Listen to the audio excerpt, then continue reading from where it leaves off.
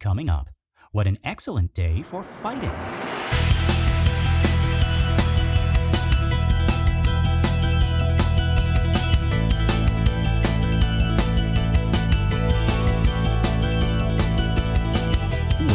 Folks, and welcome to Minute 41 of the Exorcist Minute, a show where we endeavor to examine, extrapolate, and excavate the Exorcist minute by terrifying minute. My name is Lester Ryan Clark. And I'm Keenan Diaz. And we'll be your holy guides on this journey through what some have called the scariest movie of all time. Okay, so our minute begins with a little fight. And it ends with a big fight. And would you believe it, folks? This is the easiest thing to listen to in this whole minute. I thought we had gotten away from it, but no, it surprised me here, probably because it was so quick. I'm doing something with time again that, I thought this party was happening the night of Damien's training session, right? Right after he'd left the hospital with his uncle. The editing certainly suggested that, and I think we might have even mentioned that in the last episode. Is this the same day? Yeah, that's the magic of the movies, baby. It all works on dream logic, where everything is the same day, and it's also several weeks in the future, whatever it feels right? So sometimes dreams are bad. Sometimes when you're making a movie, actually, everyone who's making a movie has to go through the script and decide for themselves what the story days are. So the costume designer is a really big deal, right? Are they wearing the same clothes as before? And then when you have this, where you're cutting between two completely different spheres of action, between Damien and Chris, that's a very good question. Is this the same story day or not? I got the sense that it's later, several days, or at least several weeks later. It has to be, right? Because, later on, we're going to hear about Mary Karras being at home. Right. Well, that's a good question, whether that is true or not. I'm not sure. These are very good questions. Yes, to have. Yeah. So when you're going through a script, the costume designer does a little breakdown, the script supervisor, the production designer, and the assistant director, and they all have to, they might go through and say, I thought this was the same day, and then they have to get someone to step in and say, okay, we're all going to agree. What do you think, Mr. Director Man? Yeah. Is this the same day or not? And Friedkin insists on being called Mr. Director Man. That's right. Mr. Director Pants is how I like to be called. Mr. Director Pants. Even on non-filming days, call me Mr. Director Pants. Exactly. Yes. When I was in college, I one of the jobs I had was I ran the snack bar at a Target. Uh-huh. And that's what I insisted they call me there. Mr. Hot Dog Stand Running Man. Here at Target, we're a family. Please call me Mr. Hot Dog Stand Running Man. Yeah. Mr. Hot Dog Stand Running Man is my father. You can call me Frank. Oh my God. Okay. Well, actually, I'm excited to hear what you have to say about the details on Mary Karras' whereabouts. Once we get to that. Once we get there. Yeah. Okay. But in any case, the party is still in full swing here. We got Karl wearing himself a smile. Is this the first time we see him smiling? It's such a nice thing to see. He just doesn't get to smile a lot. Nobody in this movie, except one person, one captain, has any occasion to smile in this film. So when I see these people smile, we saw Reagan, really genuinely smiling for that split second in the last minute, or when we see Karras smile, there's another guy. When he smiles, it's oh, thank God, please give this guy a break, right? So yeah, I like seeing Karl smile here. Again, I have this affection for Karl because maybe more so in the book, but he's just this almost exaggerated caricature of just this hulking, emotionless gorilla. Again, I'm thinking of Max from Cats Don't Dance, where it's like his bit. He really is a one-note character, like Max is in the cartoon. And his comedic contribution is that while everything else is going crazy around him, he's just this Easter Island statue who's completely unaffected. And that's the gag, is that he doesn't react the way that you would react. And that I had to. This is the second time Cats Don't Dance has come up, I suppose. So I did have to go and look at that because that's a movie I saw when I was a kid and didn't like it very much, even as a kid. I think I was a Disney snob. So Cats Don't Dance. That character Max is based on Max. Yes, based on Max from Sunset Boulevard, right? So that is. Eric von Stroheim's character, and Eric von Stroheim was the man you love to hate, right. And so he was always glowering and frowning, yeah. So that's that kind of that figure. So if you don't know Cats Don't Dance, but you know Sunset Boulevard, depending on where you're coming from, as you come to our podcast. But he's also the one who had his actors drink real wine, right? Yeah, exactly. We did talk about Eric von Stroheim already, right? Exactly. Yeah. Oh, I forget where we got the Cats Don't Dance strap, where we went there, but yeah, I like that about Karl. And when we see this shot here of Burke and like a shark kind of approaching Karl. Right. Karl's smile doesn't feel because he's talking to party guests here. It doesn't feel like a customer service smile, like a Mr. Hot Dog stand managing smile. They're like, oh, I would love to give you that. He seems genuinely happy to be talking to people. Right. Probably because it's been like the most time that he hasn't talked to Burke. Yeah, exactly. It's been, what is it, like you see those on the whiteboard in the classroom? It's been 1 day, 2 days, 3 days since an interaction with Burke, right? And then it all gets crossed out. But yeah, and I know that he is a little bit different in the movie. So yeah, I hope listeners aren't getting tired of me bringing it. I was like, well, in the book, Karl is this and da da da. Oh well, I hope that's what they're here for a little bit. Yeah, right. Yeah. But and the reason I keep on harping on book Karl is because there is a payoff that like we're getting set up for like a really, really emotional scene with Karl later on. And so like at least the way Blatty wrote him, it's a really good setup to kind of have him not have any emotion yet. Right. Yeah. Right. And it's also comedic, like especially with him and everybody else. Right. Yeah. But yeah, so yeah, speaking of smile, we got a more of a shit-eating grin here on Burke's face as he stalks his prey. This is good you picked up on the shark thing. He's gone past the point of no return in his drinking. This is something Chris observes in the book. There's a certain point where Burke gets mean, but he's still playing it off as like cordial. And he's like, tell me, was it public relations you did for the Gestapo or community relations? So he's calling Karl a Nazi. Yeah, it's interesting. So we're going to see these two fights. It seems that the trigger for Karl in the next scene is the actual word Nazi. Like he could put up with a bunch of these other synonyms for Nazi, but then it's when if once he actually uses that word, and that's just a bridge too far. Yeah. But this is a generation of people right after World War II, and so Karl, even if he was Swiss, I mean, would be maybe used to it, being German Swiss, being used to being presumed to be German and everything that comes with that. Right.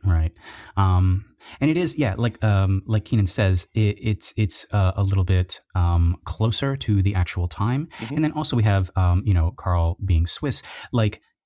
And this is something I tell my students as well, is that, in Europe, theirs is a different experience from ours, say, for example. Like they actually had Nazis marching in the streets of their home countries and everything. We haven't had that, thank God yet. But, right. Knock wood. Knock on wood, yeah. Cross ourselves, right? Do the big one and the minimus also. But yeah, and I try to impress that on my students when we're talking about, like, it coincidentally we're going over World War II again, and I just find it a little bit frustrating that I have to kind of remind my students that Nazis are bad, because now we have entertainers and people on public platforms saying that they're like maligned and misunderstood, and it's like no. Right? Yeah. There are some like bills going through that aren't laws yet, and I don't know how likely they are to pass. But if we're recording this in 2023 now, Happy New Year, Lester. Happy New Year, Kenan. Happy New Year, listeners. Happy New Year. But there are like some bills that are like, oh, we should be teaching controversy. We should be teaching both sides of things, and when you extrapolate that to history, that means what? both sides to slavery, both sides to Nazism, the Holocaust. It's really kind of a crazy time. And yeah, most of those bills aren't going to pass, but they're kind of just scary that they're even coming up at all. It's a scary time that this is even being thought of as a thing, right? Like I'm all for looking at both sides of things. I'm all for having an open mind, but there are certain things like slavery, like genocide, like the Holocaust. It's like no, there's only one side. Right. There are clear bad guys in those stories, and we don't need to kind of like go in there and pretend to be like, oh, I'm so much more enlightened than the people who actually lived through this. I can pick this up. No. Right. Yeah. Sorry, this is more of a tangent here, but then like I was just reading about a historian. I think his name was Heck, and he was a Hitler Youth. And he survived, and then eventually was disillusioned with Hitlerism, Nazism, and so like that's a very valuable perspective. So he would go around with people, from the Jewish community, Jewish historians, and talk together about what it was like to be a Jewish child during the Third Reich, and then a Hitler Youth child, and like that's a very valuable point of view, but that's not both sidesism. That's very much like, look, this is how it worked from the inside. This is how it got us. Yes. And he was pointing out about how many millions of German teenagers were killed because of the use of the Hitler Youth in the army and in that whole apparatus, which is again a very good perspective to know. Yeah. I would much rather hear that being spoken on platforms, that perspective, and perspectives, than a person who hasn't been there, wasn't born yet, right, and is trying to, I don't know, like be edgy or just like have a different opinion other than everyone else, and not really understand or feel in their bones like the impact of what they're actually saying. Yeah. And all that is to say, like beyond what it's happening in 2023, like when we look at The Exorcist, like these are really raw nerves for these Europeans. Yes. So these are our two European, well, with Willie as well. These are our two European characters, right? Yeah. And I think it is so when I teach film history, we have to spend quite a lot of time on World War II, just because I don't want to be that historian who's like your dad who reads World War II books. It's like that's the only part of history. But to be fair, it is the thing that like we need to kind of like have pinned down, right? Apparently, because we still have people but talking about how Nazis are misunderstood. Ugh. Right, but like it changed so much of like World War II beyond the war itself, like the ramifications in our culture, in our theology, right? Like this is a big reason why so much of Europe has become secularized is because of World War II. Like, how can you live through that? I mean, you either live through World War II and come out with your faith renewed, right? Or it destroyed. Like, and then there's no reason why you should have. So a lot of the movies that we're talking about that influence The Exorcist, like say Bergman films from Sweden, right? Bergman was the son of a chaplain, the chaplain to the King of Sweden, and then he looks around and is like, well, what good did that do for anybody? He's in Europe, right? And so then he makes these movies that are perhaps not atheists, right? They are definitely like agnostic, and they're questioning faith. And this is where Max von Sydow comes in a lot of these films, right? But certainly that's a very different perspective than before in European films, which are more like, oh, God is good, right? God is like unquestionably good. It's just what men do with God that's different. And then there's some Bergman-esque questions. You're like, well, is God good if it allows this to happen? Right. I really like that, like that third kind of avenue that some films take, or some books take as well, is the not the belief or non-belief, but also just like being angry at God, right? Like taking him to task, like saying, "Hey, explain yourself. Like why all of this?" Right. That's that's kind of like the feeling I got with the Seventh Seal. Yeah, definitely. And that's a movie where God does exist for sure. Right. If there's the Grim Reaper, then. Right. But anyways, yeah. So to have these characters who it's only less than 20 years after the biggest thing that's ever happened in the history of the world, right? For these characters, right? So to bring it explains a little bit why it's such a touchy subject, right? Yeah. But yeah, so, Karl replies that he is Swiss and he moves away, but our camera lingers on Burke and he says, "Yes, of course, and you never went bowling with Goebbels either, I suppose, eh? Nazi bastard." And Keenan, before we move to the next conversation at this party, I just want to hear what you make of this little exchange. So we just talked about how, in this time, World War II is still, you can feel the sting of it, right? Yeah, it's not history. It's not history. It's reality, right. And especially for these two European characters. So I want to hear what you make out of this little exchange here between Burke and Karl, because this is something from the book also, but I feel like it's played a little differently here. I just wanted to get your impression. Like, what's going on? Is his antagonization for the sake of antagonization, or is there real anger there? Well, I want to play devil's advocate before I say what my choice here is. Okay. But if he's thinking like, oh, this is really a Nazi, or at least a German, right? A German who survived the war. Right. Oftentimes Germans did claim to be Swiss or something else, right? They did hide behind that. And this is also a time where there were people in the 1970s. There were stories in the news about Germans being discovered in Brazil and Argentina, right? And being hunted down there, and people not knowing that their neighbors 10 years, 20 years after the war were actually Nazis, right? That was really still very fresh. But I think that Burke is just being a shit kicker. I don't think he really believes it. I mean, he's had plenty of opportunities to hear from Chris, about Karl's real life, right? And about his real biography. So I just think he's kind of a bastard about this. Yeah. I would have to agree with you, Keenan. Yeah, and again, like with the book and everything, the way that I've always read it in the book is that Burke just delights in making people uncomfortable.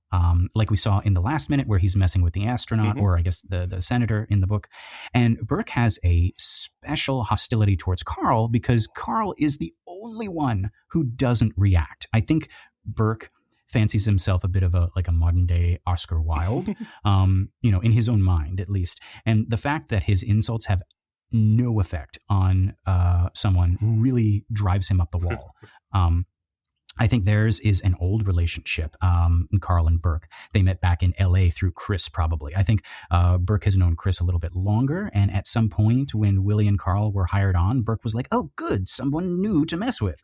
And he tried, and as we'll come to find, Karl has seen some shit, and all of his emotion is invested in one single thing, and he does not have any extra fucks to give about anyone or anything else, least of all Burke. So he never shows any reaction to Burke's antagonization. Yeah, that's interesting. Like Oscar Wilde would say things, and he would get, people blushing in the 1800s, right? And now Burke is trying to be that potentially, and like people are, they've heard some things. They're not so scandalized by. Yeah.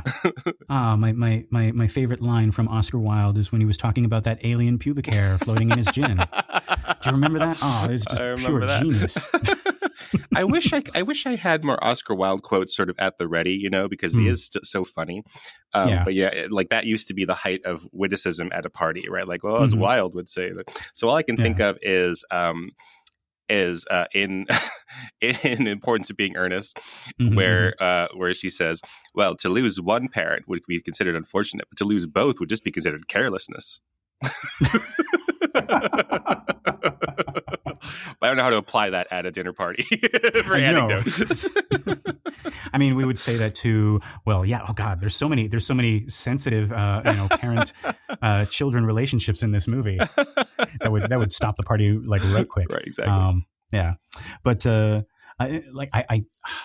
probably going to misquote him, but I remember exactly. He was yeah, like that's the thing to do is misquoting Oscar Wilde as often as the Bible. Yeah, I think he was traveling at one point, and the customs guy was like, "Oh, do you have anything to declare?" And he's like, "Only my genius." Right. Okay, and folks, I want you to pay attention to this because we are going to meet someone soon who is actually really good at antagonizing and getting under people's skin with very little effort. He just makes a comment, makes a remark, and it stings more deeply than anything Burke has done. And a lot of lines, he does it in Burke's voice. I think you know who I'm talking about now. But yeah, so in the book, once Regan is like fully possessed, she speaks in Burke's voice a lot more. Like I know we have, the one famous scene and the one famous sentence in the movie, but like there's actually the demon Burke gets almost as much much, I almost said screen time. It's almost as much page time as the real Burke, to the point where characters are like actually wondering, is that really Burke? Is Burke in there too? Well, that's a good question. Yeah, people still debate about that.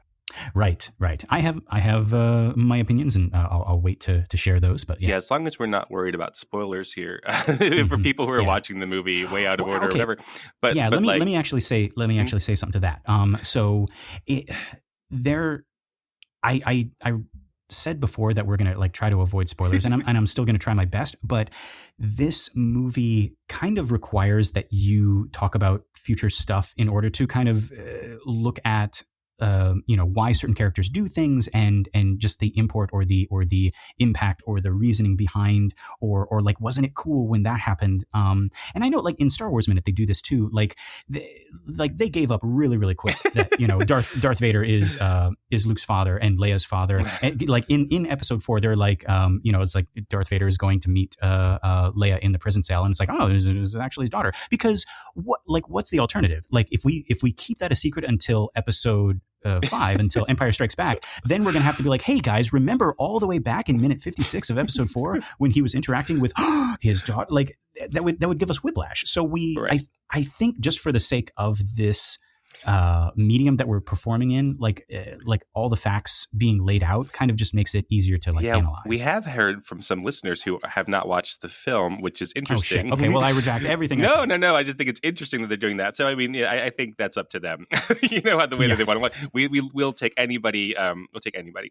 Or like my boyfriend listens to the show and hasn't seen the film, in 20 years. So it's like, right.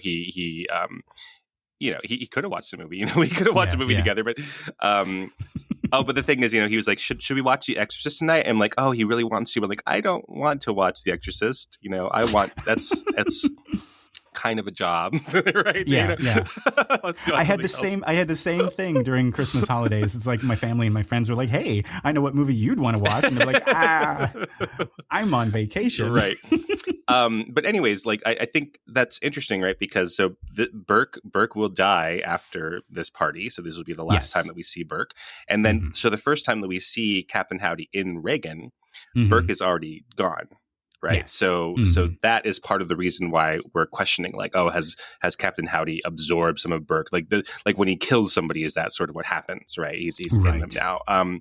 Which there's lots of evidence for that being the case. There's lots of evidence, as I think you're implying, that he's more of a trickster and just using things that bother people, or some combination of the two. Yeah, I think he has the Burkish ability to with very, very little effort say something that will make another person feel really, really, really bad. Right. Like having all of their files, having their whole like case history and all of their secrets laid bare, like in a couple of words. Like, do you know what she did? Yeah, I know you're worrying about that. So I'm just going to come right out and say it. All right. Well, in any case, we move from this little conversation to rejoin Chris. And now she's with Father Dyer and another lady, Mary Jo Perrin, who is actually a spiritual medium, going back to that spiritualist movement we talked about in minute 23, I think it was.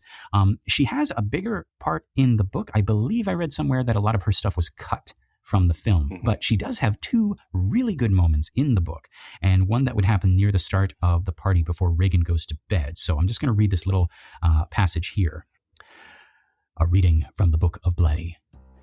Reagan was strangely well behaved, except for a moment with Mrs. Perrin when she would neither speak nor accept her hand. But the seeress made a joke of it. Knows I'm fake, she winked at Chris.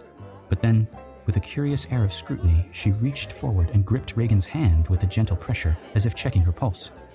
Reagan quickly shook her off and glared malevolently. Oh dear, dear, dear, she must be tired, Miss Perrin said casually. Yet she continued to watch Reagan with a probing fixity, an anxiety unexplained.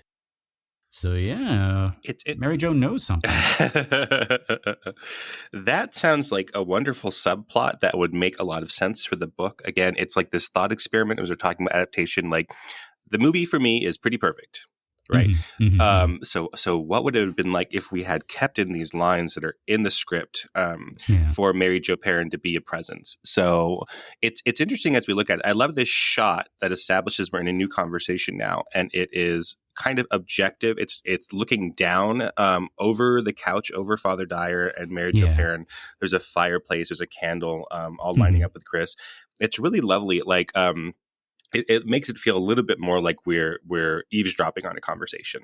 Yes. And then we go into this, and it's a very like we're eavesdropping, or maybe somebody else. Somebody who's hiding behind that banister before. Right. And I like the idea that like, it's such a party that now the hostess is sitting on the floor rather than, she's run out of chairs or something. She's trying to make everyone else feel comfortable. And then it's at a certain point in the party where people are no longer just completely standing up stiffly with hors d'oeuvres in their hands, right? They're like kind of relaxing into this. Now it's time for real conversations to start happening. Yeah.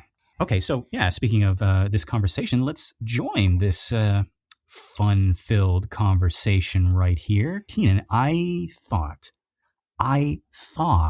we were going to be all done with this, and it just keeps popping back up. And now I'm thinking about future minutes, and I'm realizing we're never going to be done with this. Oh no! Even after this scene, it's going to keep popping up and surprising us. And I hate it. I hate this part of our movie that we are closely examining. You're talking about the fate of Mary Karras, I suppose. Yes, and that's all I'm going to say. We join them in the middle of a conversation where Chris is still trying to find out the name of that priest she's been seeing. And I realized, like, in this viewing, it's like, oh, she hasn't met Karras yet. Right. And I forgot that because, like, we've met Karras and we've spent a significant amount of time with Karras, maybe even more than the average viewer, because we're sort of watching this movie almost in slow motion, right? So we're very familiar with Karras at this point. So in this minute, I sort of had to like remind myself, oh, right, Chris hasn't even met him yet. And that's like weird to think about. That was a weird little surprise. And I'm realizing, because we're doing this, the way that we're doing this, examining this movie minute by minute, but also connecting past, present, and future minutes, like thematically, time has sort of ceased to exist and everything is relevant all at once, right? And ironically, I feel like this is the way some people say time affects God, right? Mm-hmm. Like, just to get like thematic here, like everything exists all at once, and that's how we're looking at these characters. And so I sort of forgot that we haven't even gotten to the point in our timeline where these two characters have met. But if we go by the actual timeline of the character, she's only caught a few glimpses of him, and there's just something about him that draws her, that fascinates her. And in fact, in the book, she was kind of hoping that he would show up at the party. Like, she invites some priests to the party. I think she says like the president or something like that. And in lieu of the president coming, it's like, oh yeah, that guy couldn't make it, so another priest is coming. And her ears kind of perk up, and it's like, which one? And they're like, oh, Father Dyer. And she's like, oh, who is that? And they say, and it's like, oh, okay, it's not the one I was thinking. Oh yeah, she probably came over and like, oh, there's the father. Oh no, it's you. Yeah, it's you. That's how she opens the party. What? You?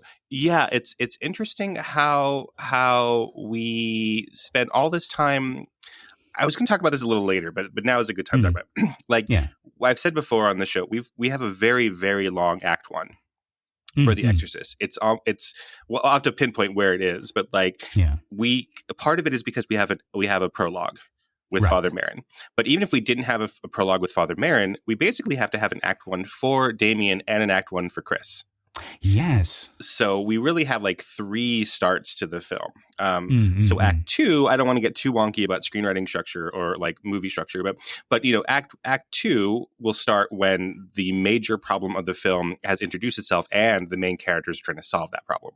Yeah. So that really is when Chris and Damien start to work together, right? So that's a very definite moment. So that's pretty far into the film.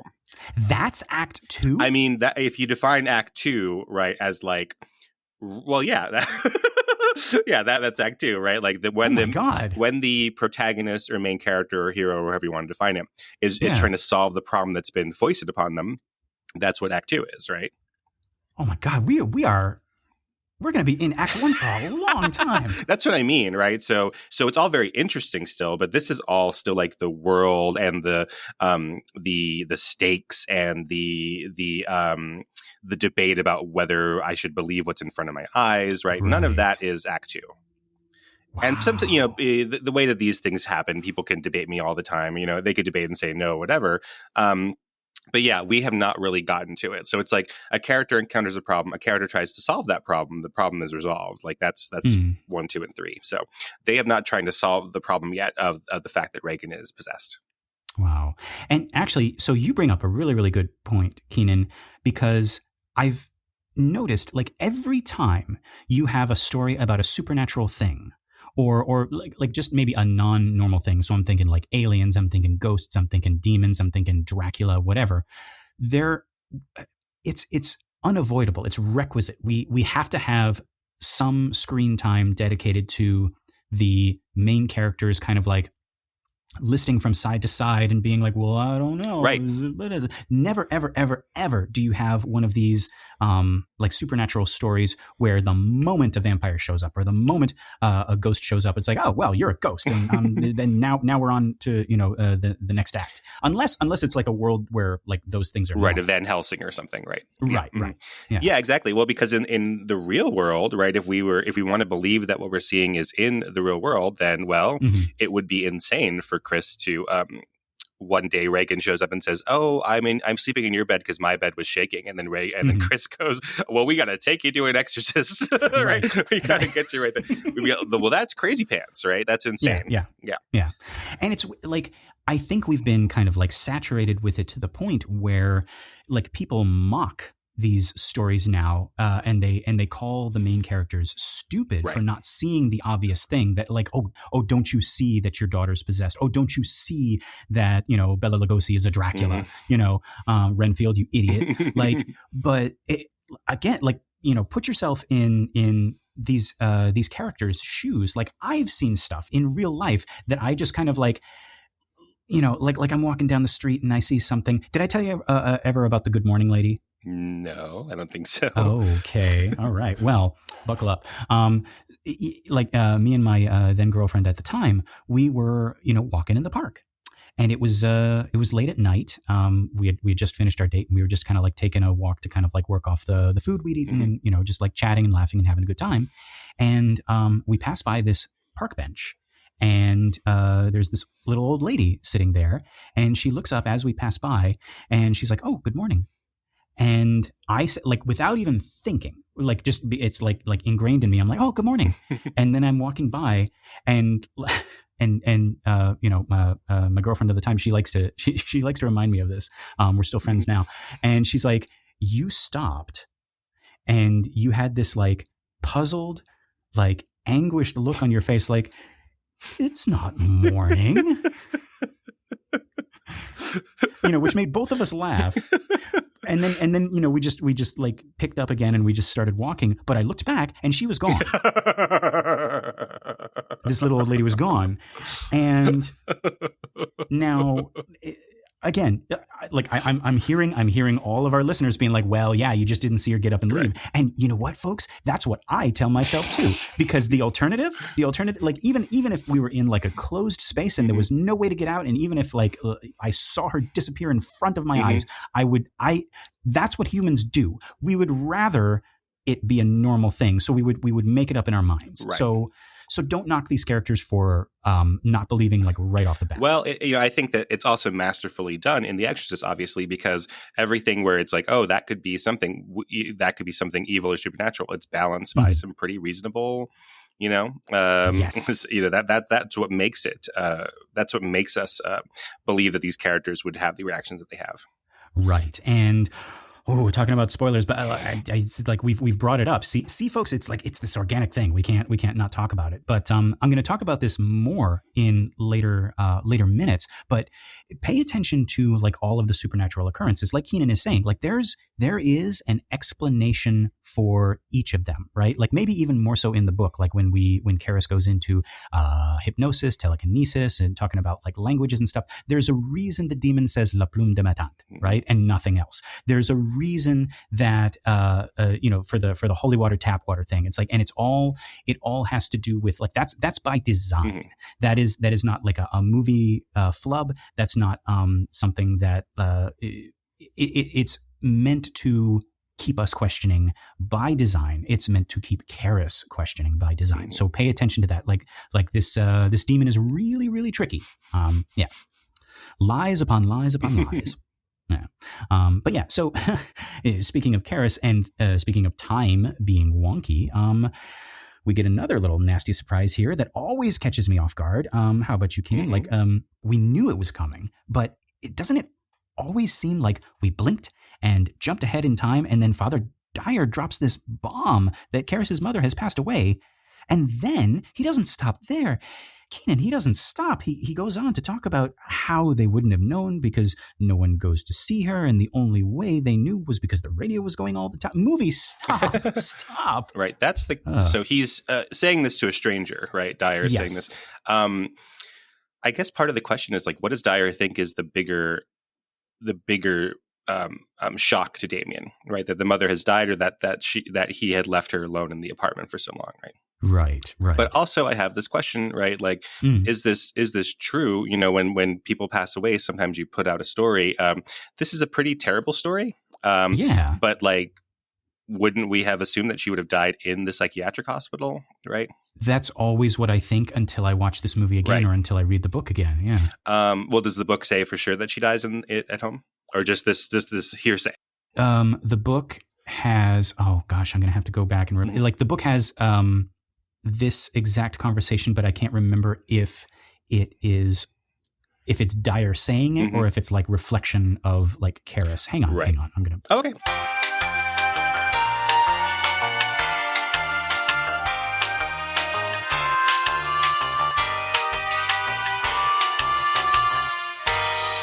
Yeah, there we go. Okay, found it. He seems to be taking it pretty hard, resumed the Jesuit. She was living by herself, and I guess she was dead for a couple of days before they found her. Oh, how awful, Mrs. Perrin murmured. Who found her? Chris asked solemnly. The superintendent of her apartment building. I guess they wouldn't have found her even now, except, well, the next door neighbors complained about her radio going all the time. Okay, so this is even in the book, it's Father Dyer saying it, so it's in quotes. Right. So, I mean, they're both terrible stories, right? Yeah. But it does seem like Damien is particularly shaken that he has taken his mother to the psychiatric ward. Right. So maybe that's even more of an embarrassing story, you know? It just doesn't, the story just doesn't jive with what we were led to believe was going to happen. So that's why maybe I'm being too skeptical a little bit, but if this were further along, you know, if this were that she died at home, then that means we're even further along in time than we would have thought. Right. And that's the confusing thing for me. Okay. So I'm a little confused by what you said, Keenan. So are you saying that Father Dyer is lying? Not that Father Dyer is lying, but that the family has put together potentially a statement that is like, well, she was dying at home, right? But why would they make a story that's worse? Well, is it worse? That's what I'm saying. Is it worse than we left her in a mental institution when she wasn't crazy? We took her to Bellevue as a mental institution when she wasn't crazy. We just couldn't afford to, buy her the proper care where she wouldn't be lashing out at the doctors, which is what happened. Private hospital. Who's got the money? Yeah, exactly. So, the other thing that if she did die at home, that means that Uncle John is right. That they would release her from after a couple of days. God. Because his plan is, we're going to put her here because she's being too combative to the doctors. They're not going to put up with that, right? Because we're dealing with the cheaper doctors, and they're not going to put up with this. So we'll say that she's crazy. We'll put her here. They'll take care of it. And after a couple of weeks, they'll release her. Yeah, it's all pretty bad, quote unquote. Yeah. It's really funny. I don't want to get off on too big of a tangent here, but I read a lot about the historicity of Christ, like whether the historicity of Jesus, let's say, like whether Jesus really existed or not. And I'm of the explain historicity. So like is Jesus the Christ a character in the Bible, or was he a real person? Oh, okay. Or both, right? Okay, right. So archaeologists are trying to find evidence for the real Jesus as having existed, where we can't find evidence for the real Moses being existed because the that's a little bit too far back in the archaeological record, right? Right. So that Moses, if he did exist, we just can't prove it historically. Right. But Jesus, there are people who are like, okay, we have this record of him in as being put on trial by the Romans, etc. And a lot of the historical things in the Bible match up about Pontius Pilate being the Roman governor at the time and all that. Right. And one of the things that some historians argue for is that the story of Christ being crucified would have been so embarrassing for the early Christians that they would not want to make that up for their God. That it was such a humiliating way for their God to be depicted that they wouldn't have picked it as the way to die. So as proof of it being true, because like who would make up a story that paints Jesus in such a like an embarrassing light? Yes, exactly. So that's one of the arguments for the historicity of Jesus. Interesting. Yeah. So I don't know. So here we have, this family story about how she died. And I don't know which is more embarrassing, that we left her alone at home and she died with the radio, or we put her in Bellevue and she died there.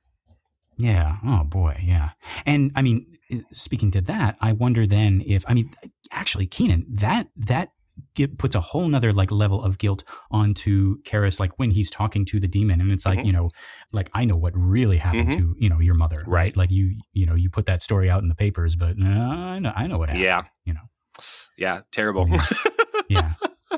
But also I was thinking of this, because I was re-listening to our Tubular Bells episode and, talking about Chris walking by, and in the movie, at least, the first time that she gets interested in Karras is when he says he feels like a fraud. And I wonder if that says something maybe about Chris's attitude towards faith, right? Because I think we talked about before that, she is a skeptic, she is an atheist, but she's a little bit different in that she's yearning for something. And if you see a priest that is also having trouble believing, like that might be something that, because like we said in that episode, like what is it about this priest, right? Versus like there's a bunch of priests. There's a flock, what's the group? A priest. Noun for priests, yeah. A parliament. I don't know what it would be. A parliament of priests, yeah. A potpourri of priests. But no, there's a bunch of priests like at Georgetown University. Right. So why this one? And I'm like figuring it out just now. Is it because he's struggling? And she's like, ooh, I want to like talk to someone like that, right? Yeah, getting back to Mary Karras, right? Let's please. Yeah, like we were having too good of a time. Let's go back. Yeah. But like, no, I'm serious. Like whether or not, she died in her home or she died in the hospital, like we literally just saw her. Right. And like, even at this snail's pace she was literally 2 episodes ago. This, like, we didn't get any closure. We didn't get a goodbye. I don't know if Friedkin is trying to, imitate the feeling you get when you lose someone for real, because, sometimes it is like that. It's so sudden and you're standing around like an actor on a set and you're like, hang on, Mr. Director, God, is this really the next scene? Wasn't there like, I thought we would have a couple more scenes together. I didn't know the last scene was our last scene. I had a whole bunch of lines. Didn't I have a whole bunch of lines I was going to say? They're in the script. They're in my head. I was going to say them. What about closure? What about reconciliation? Oh, we don't have time for that. We got to move on. We'll do that scene later, right? We'll do some pickups and no. Oh, that actor is done. That was her last scene. Ugh. Yeah. Like it really does feel like that. It's like a nasty surprise. Yeah. And especially in the Catholic sense of the ideal death, it's one with a priest there. Right. And that the person who's dying understands that they're dying and that they accept that they're dying as a positive, right? That's the closure of death is a huge, huge part of Catholicism. Right. There's a whole bureaucracy. There are Right. papers you got to sign. There are Right. like, I'm taking it lightly, but like, because I have to. But like, no, like you are supposed to have like everybody's gathered around and everybody's there to say goodbye. Mm-hmm. And it's, it's like you're a ship going off, to, a distant shore, and everybody's there at the docks and they're saying goodbye. And, and the priest is there. And it's part of the sacraments. Like it's part of the things like in your checklist of life. Again, I'm making light of it, but in your checklist of life about what it is to lead a good Catholic life that you are supposed to do. Right. And yeah, so when it happens, this suddenly, it always just feels like a really, really nasty surprise. Keenan, I am still extremely blessed that I still have both my parents with me. If I didn't, I don't think I would be able to do this minute. I don't think I would be able to do this show. And I know there are folks out there, there are listeners out there who have experienced a loss, and my heart goes out to you. I hope you're able to find some sort of peace. Like we said before, like these, like for you and me, I think, Keenan, these are the hardest like parts of this story, this part right here. Definitely. So we move from there back to Burke, and we see that he has abandoned the party in favor of bothering Karl, and he's using his favorite word, in the gerund form, I think. And here, at least, he really does look like he's genuinely mad at Karl. He's like not just trying to get a rise out of him. But I don't know. I could be mistaken. But I want to read for you from our book because it goes a little different here. Let's have a listen. A reading from the Book of Blatty. Chris excused herself and went quickly to the kitchen, where Dennings was railing viciously at Karl, while Sharon made futile attempts to hush him. "Burke!" exclaimed Chris. "Knock it off!"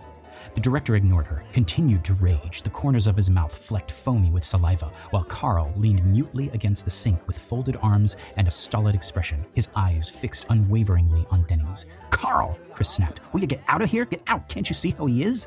But the Swiss would not budge until Chris began actually to shove him toward the door. "Nazi pig!" Dennings screamed at his back, and then he turned genuinely to Chris and rubbed his hands together. "What's dessert?" he asked mildly.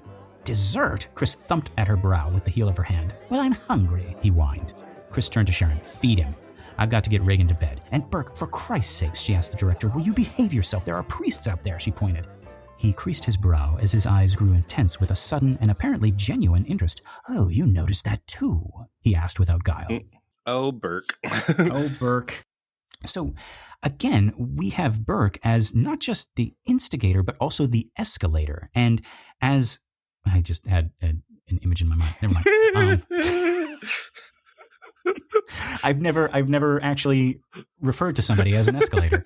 I think he's a wonder twin. Yeah.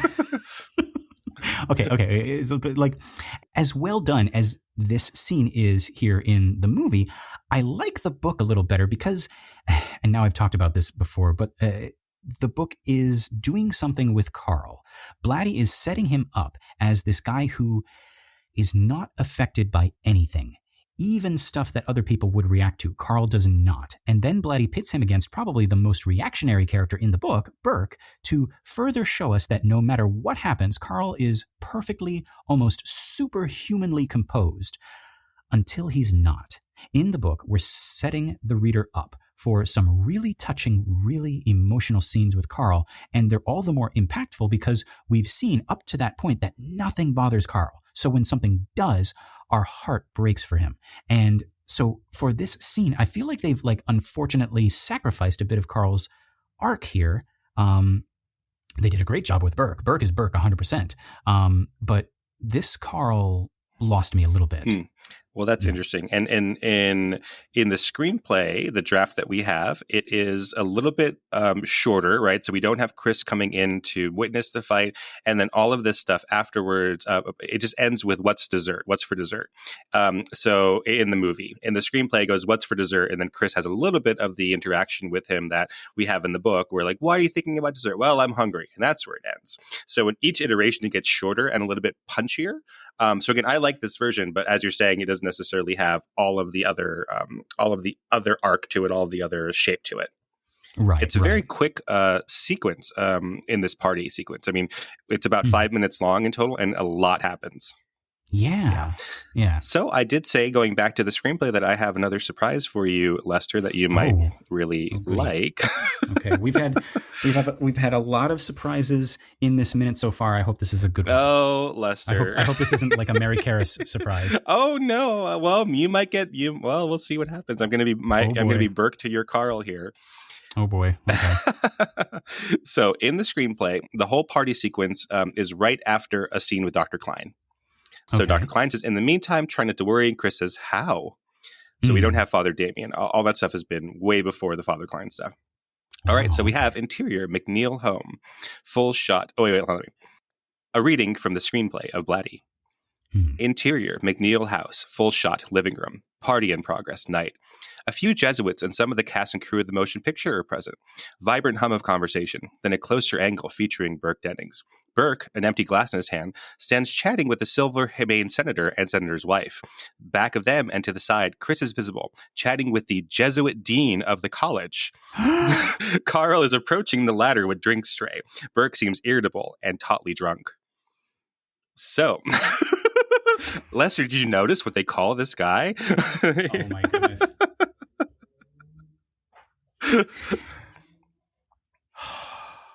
You're right. That was a surprise. Jesuit Dean. Jesuit Dean, he's back. So we have our conversation, as we said previously, with Burke trying to talk about the alien pubic hair. It's not with the astronauts in the movie, it's with the senator. And then we go back to Chris. Angle at Chris, Jesuit Dean, and Mary Jo Perrin. Mary Jo is seated on a sofa with Jesuit Dean. Chris is on floor in front of coffee table facing them as all eat dinner. So the scene with Father Dyer, where Father Dyer is explaining the passing of Mary Karras, is actually given to the Jesuit Dean. Interesting. And I do, like, now that I think about it, I do remember in the book that like during this time, Father Dyer is up and about, and he's kind of like going and grabbing some food, and he's talking and chatting with, like, he's actually like he hangs around with the astronaut a little bit more.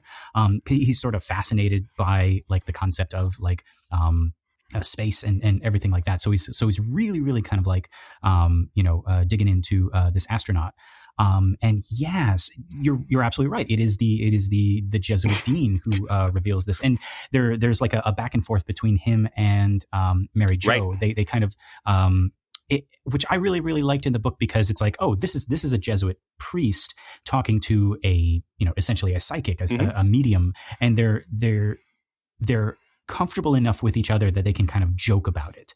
Exactly. So that's what we have in the script, is that it is basically to the Jesuit dean and Mary Jo Perrin talking about spiritualist stuff. And then Chris says, hey, while you're talking about this, who is this guy? Who is Father Karras? Right. And they, so instead of what we have here, St. Mike's, that's where Father Karras works. He says, St. Mike's, and the dean says, that's where we say Black Mass, as a joke to Mary Jo. Yes. And Chris says, what's that? And Mary, he's just kidding, right? So basically it's a travesty of the Catholic Mass. It's connected to witchcraft, devil worship cults. And then he looks around and says, who knows more about that stuff for real is Joe Dyer. Let's go find Father Dyer. Right. And even more would be Father Karras, because he wrote a paper on it from like the psychiatric end and everything like that.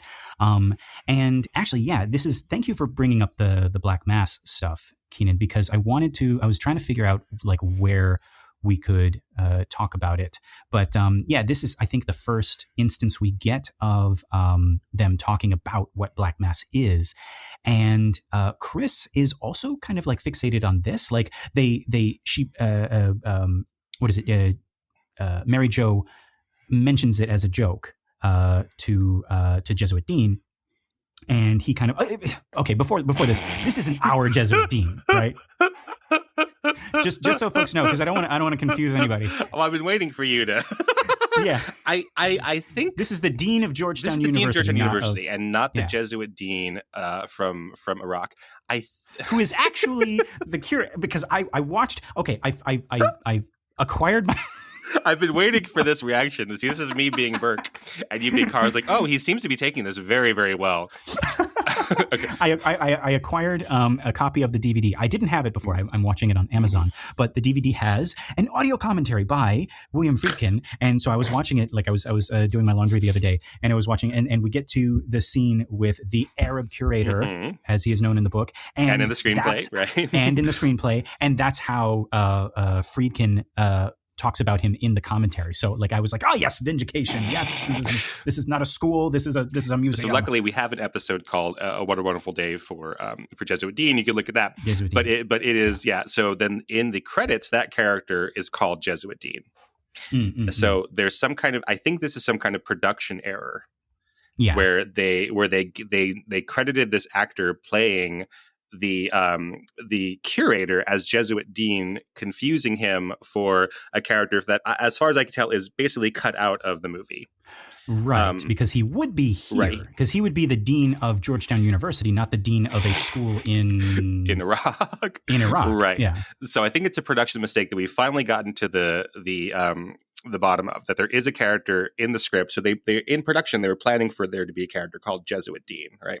Because as you say, the Arab curator of antiquities doesn't quite make sense that he would be a Jesuit. Not that there aren't Catholics in Iraq, and there are Christians who are known as Chaldeans, which is sort of like both like a religious and a sort of treated like an ethnic group. They are oppressed in Iraq, and a lot of them have come over to America and Canada and emigrated away from Iraq.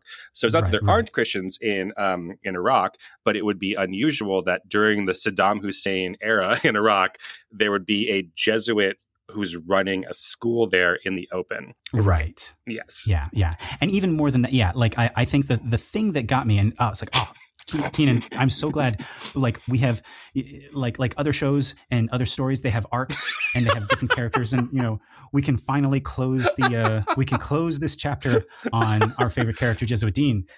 We found out like his full story has been revealed. Because I think, as we'll see in the next minute, there is another priest hanging around on the piano with Father Dyer that might be this Jesuit Dean character who was sort of scaled down from the book to the screenplay, and then he cut down even more, because like who we have left basically at that piano, as we'll see, are a couple of characters who have all their lines cut out. So like Mary Jo Perrin has no lines, but she still is a character. She does things in the movie, and potentially this dean, and then the senator and his wife, right? Right. Yeah. Like one of them might be the senator and his wife. Yeah. Yes. Yeah. So yeah. Oh boy. But yeah. And again, just to reiterate, folks, it's like it was the fact that it was not a museum, and that it's like why would Father Marin be working at a school? Like what is he gonna do? Is he gonna, like, Jesuit Dean's gonna introduce him? It's like, okay, class, like we have a guest today. He's gonna come and tell us how he found the head of a Mesopotamian demon. And it's saved questions for the end. It's like he has a PowerPoint slide and everything. And also it hurts what as we could see in our in the movie, we could see it, that this is an Arab and presumably a Muslim who writes in Arabic, and then he has a friend, as opposed to Father Marin being his employee at the university, which is, if he was the dean of the university, that's what Father Marin would be, right? So then they would both be Jesuits, and their friendship wouldn't be special at all. Exactly. Right. Exactly. Like, who cares that two Jesuits are friends? Right, exactly. Oh, you believe in the same thing I believe. Let's be friends. It's like, it's like, how is that touching and emotional? All right, great. So perhaps we're done with Jesuit Dean and the saga of Jesuit Dean. You make no promises. On minute 41, right?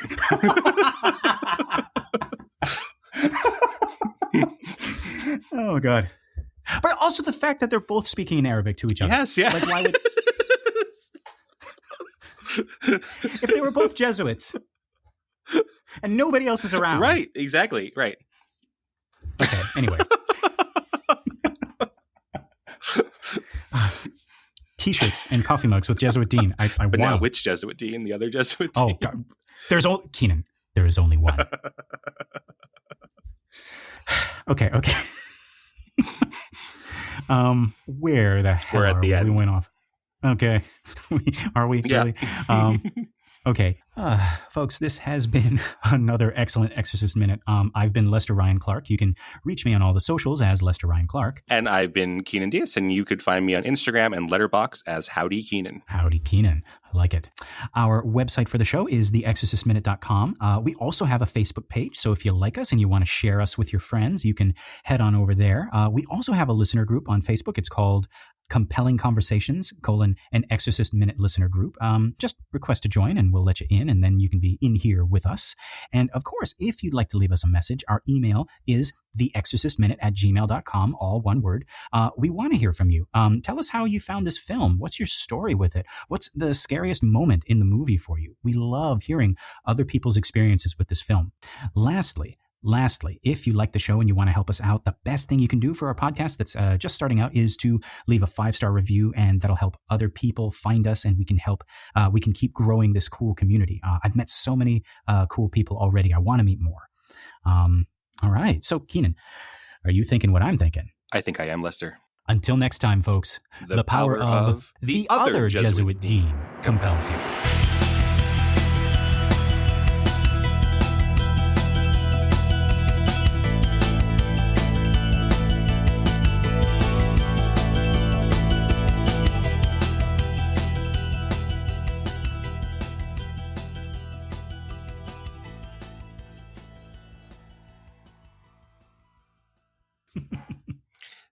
But it's like real research. We've discovered like academic research, historical research. We've discovered what Jesuit dean is. Where it comes from. We're like archaeologists. We're like archaeologists who work at a school. Like Indiana Jones. Like Indiana Jones. Indiana Jones. You know what Indiana Jones would say? He's like, that character belongs in a museum.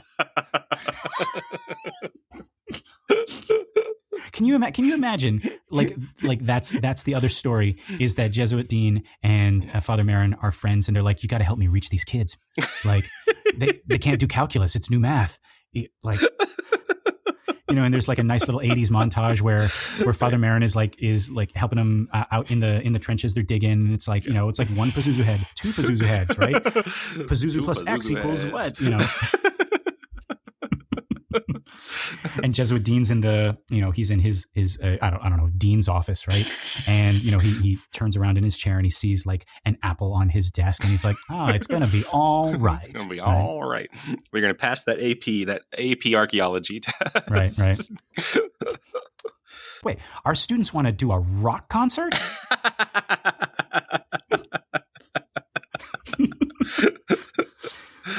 Father Marin's There's no dancing allowed in this town, thanks to Saddam Hussein.